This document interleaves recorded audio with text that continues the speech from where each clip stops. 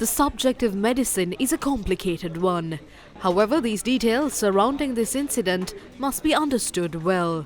Human immunoglobulin is a vaccine administered to develop immunity in patients who suffer from various nervous conditions. 2,985 vials of the 3,985 vials of this so-called human immunoglobulin vaccine produced by the Sri Lanka company named Isolus Biotech had been administered to patients across Sri Lanka. It has now been revealed that this company has not been approved to produce this vaccine. The permit they had produced allowing them to supply these medicines to the Ministry of Health without a valid registration is also a forgery. The more serious issue is the fact that the vials provided to the Ministry of Health and later administered to patients did not contain even an ounce of human immunoglobulin. According to the former Ministry of Health himself, these vials contain saline or similar substance. This matter is now before a court of law. The owner of this fraudulent company, along with the director of the Medical Supplies Division, Dr. Kapila Vikramanayaka, the former Secretary of the Ministry of Health, Janaka Sri Chandragupta, and 3 others have been remanded over this incident. The Maligakanta Magistrate Court has ordered the Director General of Health Services to seal the office of the Additional Secretary of the Ministry of Health, Dr. Saman Ratnayaka, yesterday, when the former Secretary of the Ministry of Health was produced before the magistrate. The Criminal Investigations Department searched the office of the Additional Secretary to the Ministry and also recorded a statement from him.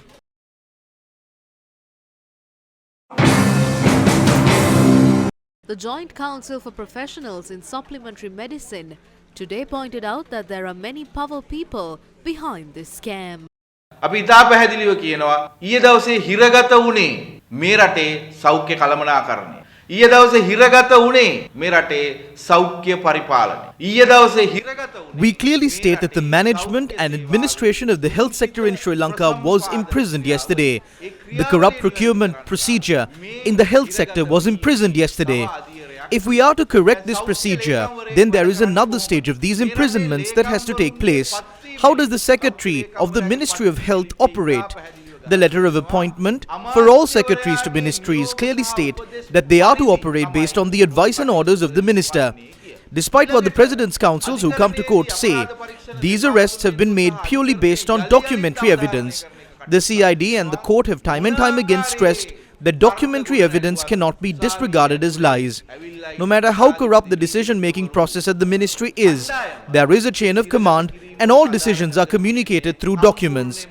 Since we have a process like that, the CID has been able to prosecute those involved in this based on documentary evidence. But like I said before, the Secretary of the Ministry has to work based on the advice and orders of the Minister, based on his letter of appointment. There is no proper procedure on how the Minister should or has to communicate these directions to the Secretary of the Ministry. The procedure is weak and this procedure is used to wrongly influence people. At the Ministry of Health, we would like to clearly state that the former Secretary to the Ministry of Health had acted completely based on the orders, decision and influence of the former Minister of Health, more so than any Secretary before him. We cannot consider the decisions made by the Secretary of Health to be made on his own accord. We would like to state that the Secretary of Health, who was arrested, has a responsibility to the nation. That is to reveal the remainder of the story. If we are to understand this, he will have to reveal details of the instructions that he received verbally and how he was influenced, threatened, and who did those things. If this Secretary of Health fails to do this as well, he would have failed at fulfilling his final responsibility. ඉතුරු කොටස නිර්මාණය කරගන්නට නම් ඔහුට ලිඛිත නොවන අයුරින් ලැබිච්ච නියෝග මොනවද බලපෑම් මොනවද තර්ජන මොනවද ඒවා කරේ කවුද කියන එක අධිකරණයේදී හෙළිදරව් කරන්න වෙනවා. ඒකත් කරේ නැත්තම් මේ සෞඛ්‍ය ලේකම්වරයා මං හිතන්නේ අවසාන වගකීමත් පැහැර හරින කෙනෙක් වෙනවා.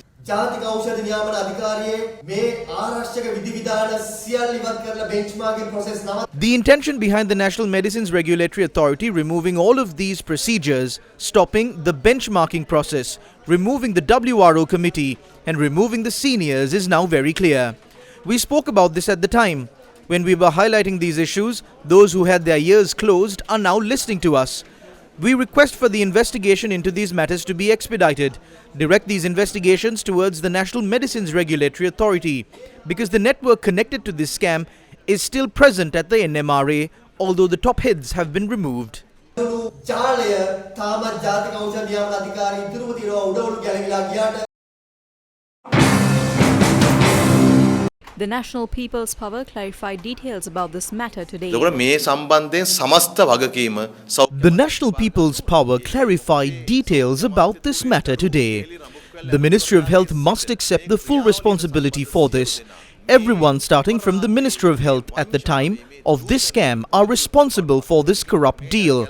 They cannot evade responsibility. Several officials have been arrested for their involvement in this matter. Some of them have been remanded. According to the information that we have received, several other officials of the Ministry of Health are to be arrested in the future. But there is one person who is above all of them. These drugs could not have been purchased without the advice and approval of the Minister of Health. These drugs have not been purchased under the regular procedure. When the officials at the Ministry of Health who were arrested had clearly said that they did everything on the advice of the Minister of Health, the CID has not even recorded a statement from the then Minister of Health. ඕට කැඳවීමක් කරලා තියෙනවා. Revelations regarding the erasing of sensitive data in the National Medicine Regulatory Authority were made today in a press briefing convened by the Samagijana Balawegaya. තමුන්නාසල ඔක්කොම දන්නවා මේ ඖෂධ නියාමන අධිකාරිය හිටපු ගමන් දවසක් රෑ. You all remember how sensitive data of the NMRA was abruptly erased overnight. Who is responsible for safeguarding this data in the NMRA? That is known as... What did tell the CID? They said that the data was erased by an apprentice executive engineer. Can they save themselves by giving such an excuse? We can see that is getting all the protection from the Ranil Wickremesinghe government. The reason for all these are the thieves involved in the drug mafia. They are acting this way because of the damage done to the data. They are roaming around free and starting new ventures. They are trying to devalue the passport of an already bankrupt country. The passport tender was called in 2003 and the tender was in favor of... This tender was 10 years, from 2003 to 2013. Even though new tender should have been called in 2013, the Rajapaksa clan secretly, or in conclusion, extended the contract given to... Now this is 2023 and this was a tender that was given in 2003. What has happened now? What has happened to our passport? Today Sri Lanka has made it to the last 10 in the list of most unsafe passports in the world. Why is that? Is it because we still use an ancient procedure that was introduced prior to 2003? Now amidst all of this, why are they getting together again? They have now gotten everything ready. Malaysian company is getting ready to purchase. This organization has been charged for money laundering.